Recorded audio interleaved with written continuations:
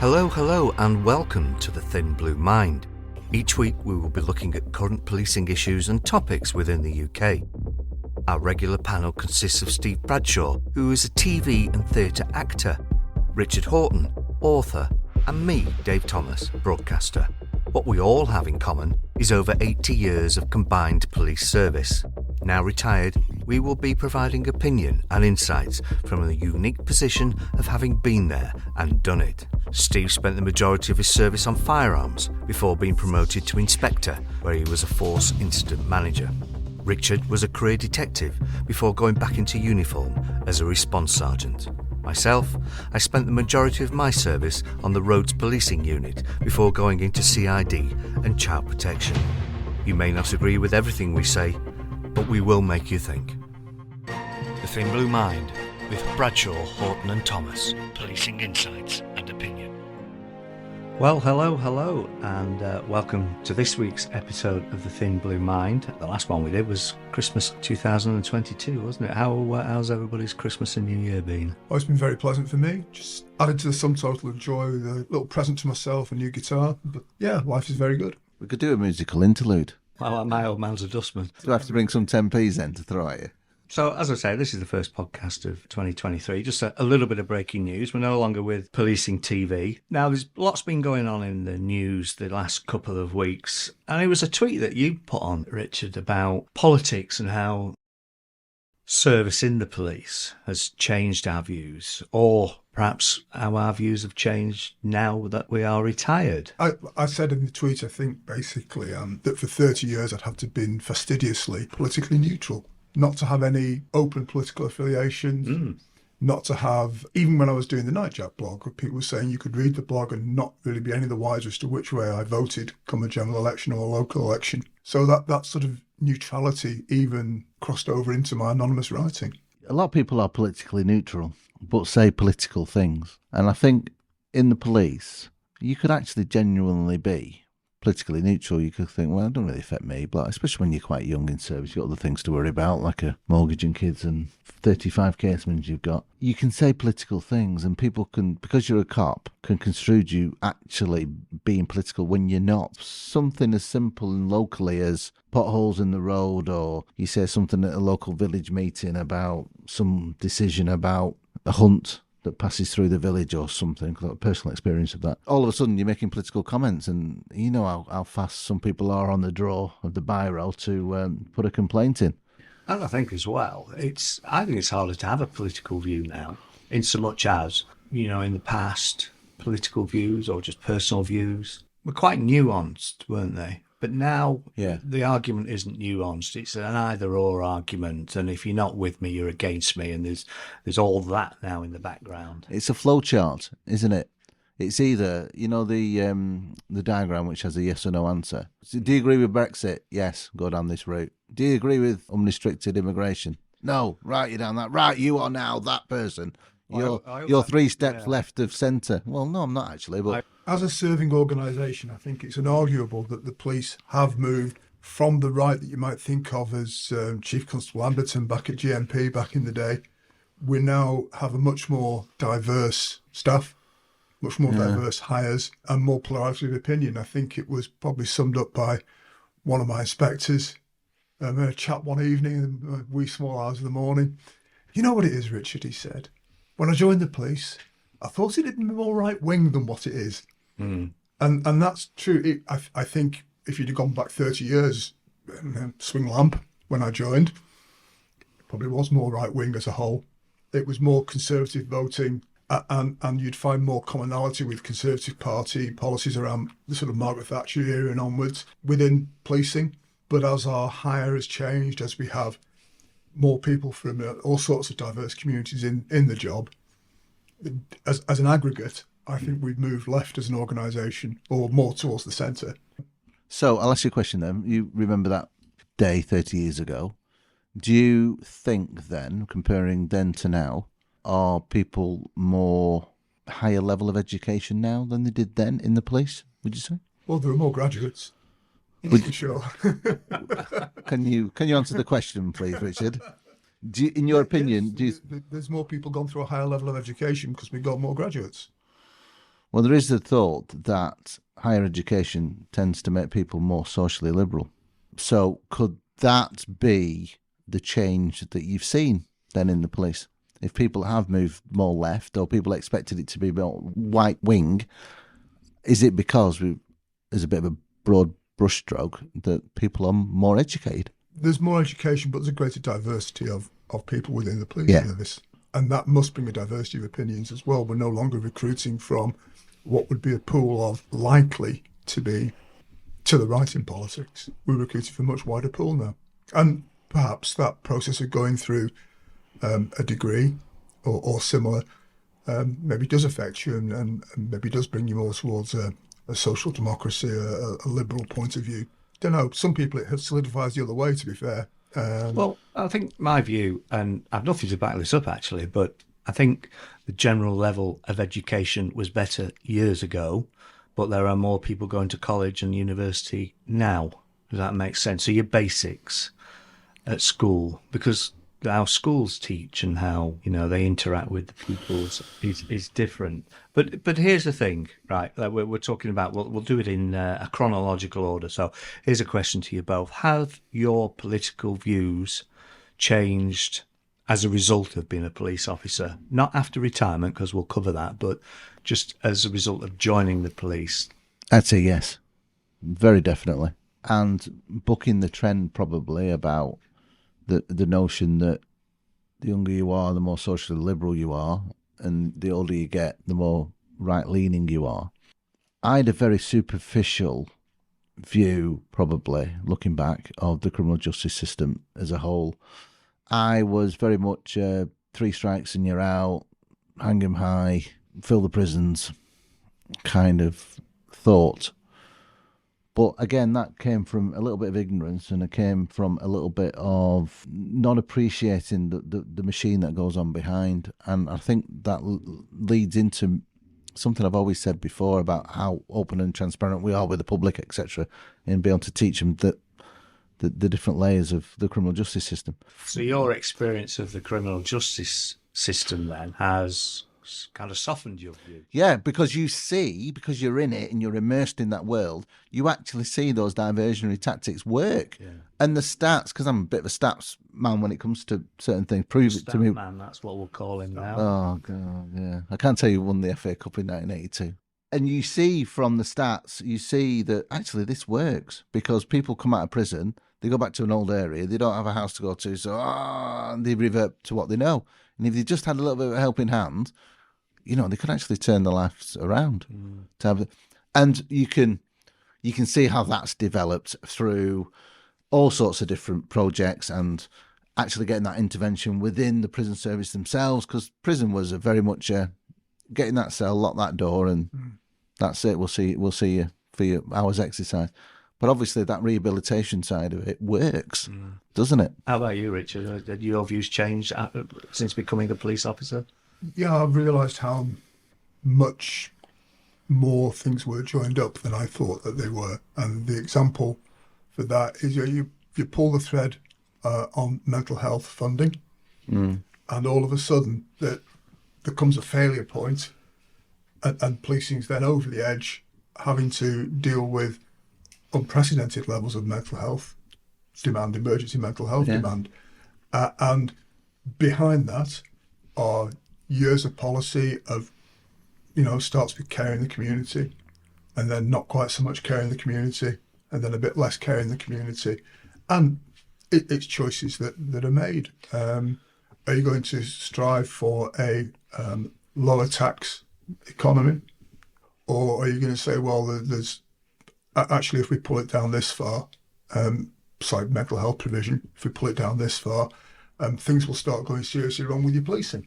You'll stop getting the policing you want. You'll stop getting the ambulance service that you want because we're choosing to move that demand elsewhere to emergency services. So having seen the results of it, I have more appreciation of how different aspects of policy, of government policy, will impact and sort of the laws of undesired consequences and that sort of thing. Well, that's interesting, isn't it? And I agree with both of you. My views have mellowed, and probably again because of the failure of the criminal justice system and people being let down.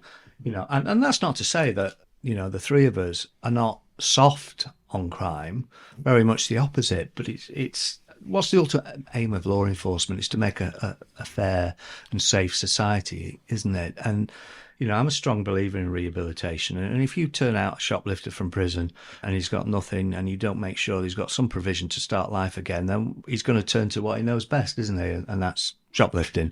Or they meet up with somebody who they knew from inside who was stealing cars and thinks, oh, I might steal some cars. Diversify. CPD, get your skill base up. What's a prison for? And again, are they about rehabilitation? No, they're not about rehabilitation. Otherwise, they'd do more rehabilitation. Yeah. Are they about punishment? No, not even about punishment. Otherwise, there'd be a harsher regime. It's a temporary containment. It's giving the rest of us a break from the prison. It's a breathing space. That's all it is in most cases. Here's the thing for you, and I've got a good example, my own personal example, but when I was in Blackpool, I arrested some animal protesters. I didn't agree with the methods they were using, and I was getting goaded. I was waiting into custody to book them in. What are your views on this? What are your views on that? And I have to say that animal cruelty, I'm totally against. I agreed with their sentiment, but I didn't agree with their methods. Enter into a conversation about that. And so there's a conflict there, isn't it? Perhaps enforcing the law when your views perhaps are in sympathy with the person you're arresting. You have to park that personal stuff when you take on the job of police officer. Exactly. Used to be the old manual of guidance, but there's the culture within policing that you are trying to objectively enforce the law regardless of your personal sympathies with fear and favour, isn't it? Yeah, because your job isn't to do the judge when they're sentencing. They can do that mitigation thing. Mitigation is not a thing for the investigative process. But there are jobs where it can be, I don't want to say routine because it lessens the impact, but you get what I mean. The routine jobs where are of particular interest to you, Dave, not to me. I'll deal with it in 20 minutes. You could take 5 hours dealing with it because you'll go to the nth degree because it's of a particular interest to you. That's just professional curiosity. I don't think it's... I would like to think that, a sympathy towards or against a certain area of investigation would lessen it. It is, but you know yourself, and we've all been to shoplifters who are stealing food and all the rest of it, and you do a lot of digging. It's just good copying, isn't it? Yeah. Digging into the bones of it, really. But as far as people having political views, like demonstration and stuff like that, but I don't think I've ever thought it. I don't think I've ever swayed from the binary decision in my head of, right, what's the law say?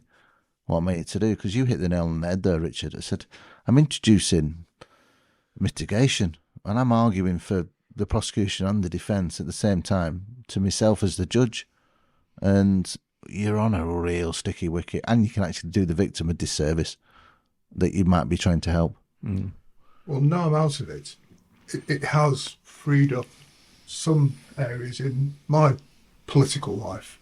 I no longer have to forswear any political allegiances or be careful about what I'm saying. Is this where you come out as a Tory?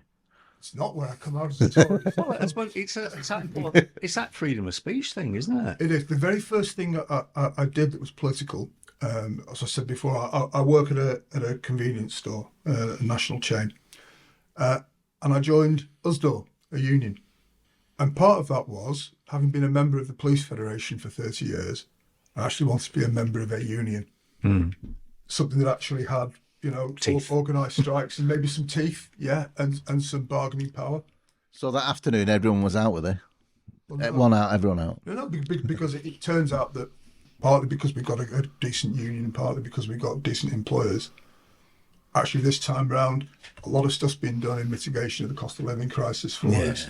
There's been a decent pay rise. There's been a lot of other things that go on in store that are really good. The fight's already happened. Yeah. And I feel sort of looked after. The next thing I've done is I've decided I'll join the Labour Party. And part of that is down to my experience in policing, where I've seen my personal belief that 13 years of austerity and near austerity hasn't been good for us, hasn't got us to any place good, and that small state government is not perhaps the way I want things to go. So there are ways I can hopefully continue to have some impact on the society I live in, albeit I'm a short lever in the world, and I've always said that. But even if you're a short lever, you should still perhaps lean into things and see what you can shift, if that's where your mind is, and that is where mine is. You volunteer.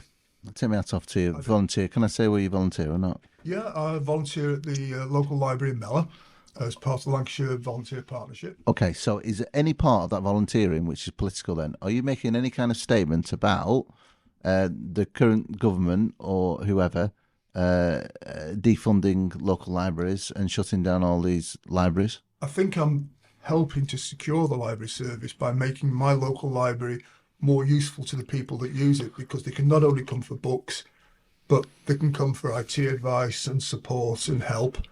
And it's become, the last couple of weeks, I've had 5-6 people coming every week that want to learn a little bit more about how to use a tablet, for example, how to use the computers. It increases the reach of the library, the utility of the library, and perhaps makes it a little harder to close. So that volunteering, is it driven by your political views regarding local services? Because that's a very Labour thing, isn't it? I think your character Yes. informs your political views. It's driven by an opportunity to put something back into where I live. Yeah. And one of the things that, again, being in the cops, they trained me a lot in IT. Worked on the high-tech crime unit for a number of years. And having that training and that ability and being able to put it back into my local community after I've retired, I think that's a valuable thing to do. It's a thing, when I was coming up to retirement, I promised myself that I would get a little job in a supermarket, done that. And I promised myself I'd volunteer at a library. And that maybe goes, it's corny. But Manic Street Preachers, libraries gave us power. So Dave's right then, this is where I was kind of going with it. Your character informs your political views, which informs your work ethic in many ways, doesn't it? There must have been something within that character that's made you join the cops in the first place, which also leads you to want to volunteer. Yeah, people got different motivations in cops, and we'll have probably 3 different complex motivations around here. Yeah. At the bottom of mine was fairness. People refer to me as an agent of karma, and I quite like that description of my policing. I was bringing karma. Sounds like a KLF album, doesn't it? Well, it does. It'd be a good title, but it was fairness, and it's something that's drilled into me. Yeah. The oldest of 4 boys, for example, my dad always said a penny bun costs 4p. As in, you'll never get for one what you can't do for the others. That fairness was in the spine of my family growing up and in me growing up. So I have a big commitment, if I can, to fairness. Okay. And that's what sits at the bottom of my police practice, trying to be fair. Well, we've talked about character, haven't we? But I'm just wondering about personal circumstances and how that affects our politics. I mean, we all remember the poll tax riots, don't we? And I was, crikey, how old was I then? Young. But the poll tax actually suited me because it took tax away from the size of property and to the individual that was living there. And I just inherited a house and I was the only one living in it, and the rates fell dramatically for me. So I was all in favour of the poll tax because, selfishly, my doorstep was looking quite clean and rosy. For other people who had 5 or 6 people living in the house, it was an awful time for them. So it's interesting how perhaps personal circumstances can affect your politics. It's always going to be your personal circumstances and how wealthy you feel and how different policies affect you. Now, at that point, were you cheering Maggie Thatcher, or were you thinking, well, still don't like Maggie Thatcher, but this is a byproduct? Well, I think I probably was, but because I was young and naive and didn't have a full understanding of just how complex politics is, it was very binary, which ironically we started that podcast, didn't we? We were saying just how arguments are no longer nuanced now. We seem to have taken this juvenile approach to politics, but no, at the time, I didn't understand the bigger picture. Had I been me then, I would have not felt so happy about paying less rates on my property. I would say this isn't right, and I would probably be against it, even though I was paying a lower cost. No, right. I would have been completely opposite. How does this affect me? If I'm paying less, happy days. I mean, I support that's how I it. felt at the time. And I support it, yeah. As age, Yeah. an experience of life has mellowed me, or in the case of Richard, lit the blue touch paper. I'd have a different view. I think it's more like snuffed out the wick on the rocket 30 years ago, and I've now just wandered back down the garden to it and gingerly put a match to it again to see what happens. I think you're one of those rockets where you light it and the fuse goes out and you go, do I go back to it? Don't go. Yeah, do not approach Richard for the next 10 seconds. Yeah, that's probably right. There is a report which I remember reading, and it was quite interesting. They said the impact of government and politics on people's lives. If something good happens to somebody, they feel like they've got more money in the pocket. They feel it's because of their own endeavour. And if something bad happens, they got less money in their pocket, it's because of the government. So the government never get, or very rarely get, the praise, if you will, if you feel that you've got more money in your pocket, which I thought was quite interesting, because people can still be entrenched in certain political views when the current regime is actually doing them some good. On the policing side of things, just drag it back into that area. The thing that I noticed from inside was, prior to the crunch coming onto police pay and us having our pensions reorganised and having, to the detriment of many officers, I would say, and having our pay suppressed year on year. Yeah. Prior to that, I think most officers would be neutral towards generally conservative voting. After that, there was an awful lot of groundswell of emotional feeling. I am never voting Conservative again after what they've done to our organisation. Yeah. I must admit, I think I fall into that camp. Well, so do I. Yeah. I'll never vote Because Conservative again. I've taken it personally. I think because it's affected me personally. Yeah, which was my point before, wasn't it? No, that's a sea change in policing. Oh, yeah, massively. If you look at the Maggie era and how many Conservative voters there were in the police, dear me, it'd be quite high, wouldn't it? I mean, she oversaw a massive pay rise to the police, didn't she? Yeah, yeah. Because we were pretty much, back then, and was it 79, somewhere around there, the police were on its knees again, and there was a massive uplift. Difficulty in recruiting. Yeah, all poor the pay and poor conditions. Yes, Edmund Davies' report, I think that was back in the day. Yeah, made recommendations which were adopted by government. But now we have this sea change, and those it's either I don't vote Conservative or I will never vote Conservative again, and that's a real thing in policing. That's a real thing. I'm really conflicted and frustrated because, like you, I've taken what's happened to us in the police personally, and I will never vote Conservative again. That's just my own view. But then I look at what else is about, and I'm thinking, but who else do I vote for? Who is worthy of my vote? And I know, Richard, you now joined the Labour Party. Good on you. But at the moment, I'm thinking, who is it to vote for? I've never not voted in my life, and that's the conflict, because I really feel like, I don't believe in spoiling ballot papers. That's just a wasted exercise. So who do I vote for? Do I vote for a party that I agree entirely with their principles and policies, but I know will get less than 1% of the share of the vote? So what's the point? So do I compromise and vote for a party that's kind of in the realm of what I want and believe in? Or do you tactically vote to not get the people you don't want? Well, yeah, but then again, to me, that's a waste of a vote. It's a corruption of the system. There might be people out there who are Conservatives at heart. You say, right, what are your values? And someone said, well, I put your values into the computer. You are a Conservative. Never voted Conservative because I got shafted with my pension. And that's, what do they vote? Last time, did they vote for Jeremy Corbyn? That's a long way to travel from centre of right to all the way to the left, isn't it? But people are like, who do I vote for then? But I do wonder, and Richard, now you've become a paid-up member of the Labour Party, perhaps you might be in a better position to answer. There seems to be, to me, a bit of a gap between the parliamentary party and then the actual party in Westminster. There will always be that gap, and the Conservatives have the same gap between members in the country. Yeah, the broader membership. There's some very good Conservatives about, Sure. as are Labour and every other party. I think that's the point.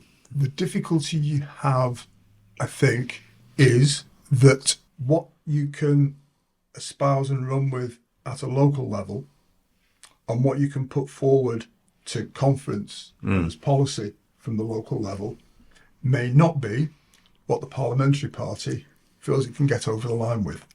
Now, that very nicely brings us towards the end of the podcast.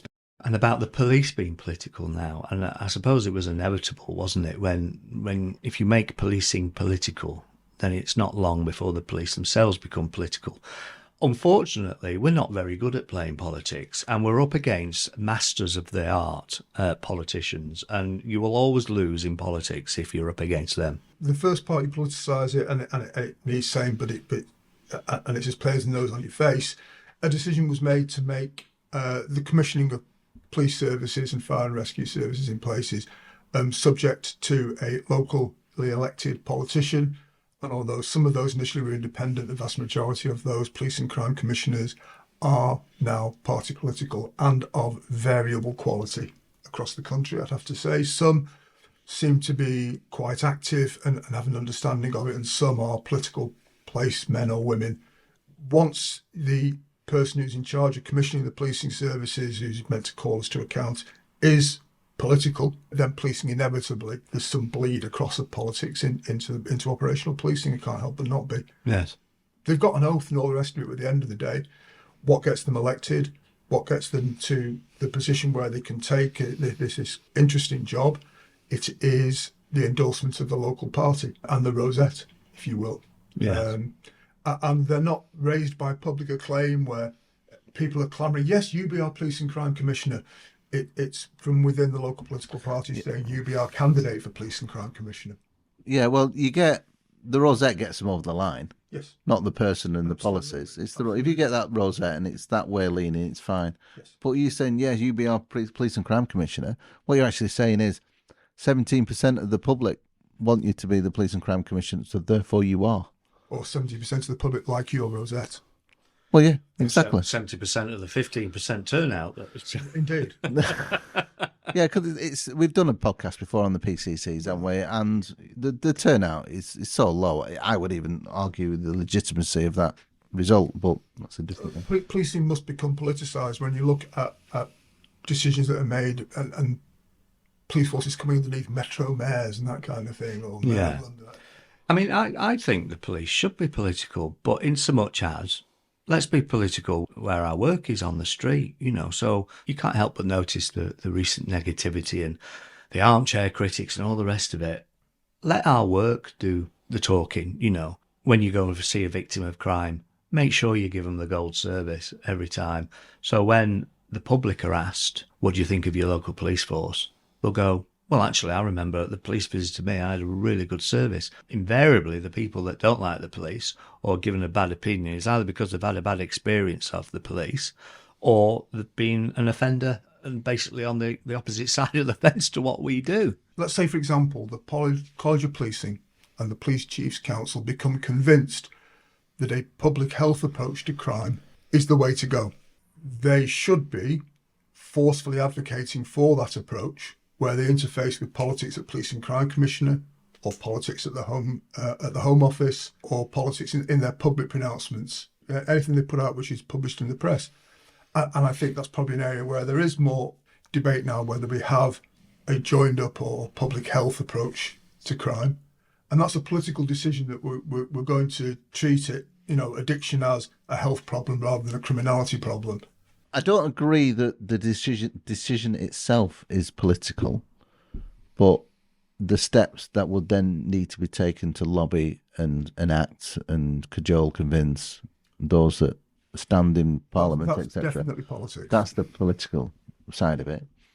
But there's a danger there of decision based on fact that you take initially, saying you want a public health approach to policing. We take that from a policing perspective.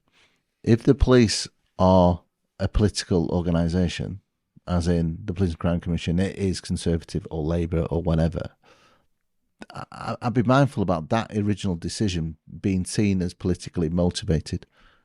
when it's not. Do you know what I mean? Well, there is no doubt at all that the police are going through some pretty stormy waters at the moment. Some of it of our own making, unfortunately, but I think we just need to hold. Well, we're retired now, but the police, they are the police officers of this country, to carry on doing the good work that we know they're doing, to hold the nerve, and I think in a few years' time it could be their finest hour. I really do. I'm not as convinced as you, but then I am naturally pessimistic because things haven't got better for the last decade I've been in. I'm not seeing anything on the horizon that will make it better, but hope dies hard, as they say. Yes, indeed, and the last thing to die. Right, oh well, that's a bit of a cheery end to the podcast, isn't it? Steve, you're looking a bit depressed now. I'm Mr. Brightside. There's some lyrics there. Right, all right, that's it for this week. All right, cheerio. Take care, folks. Bye. Bye. The Thin Blue Mind with Bradshaw, Horton and Thomas. Policing insights and opinion.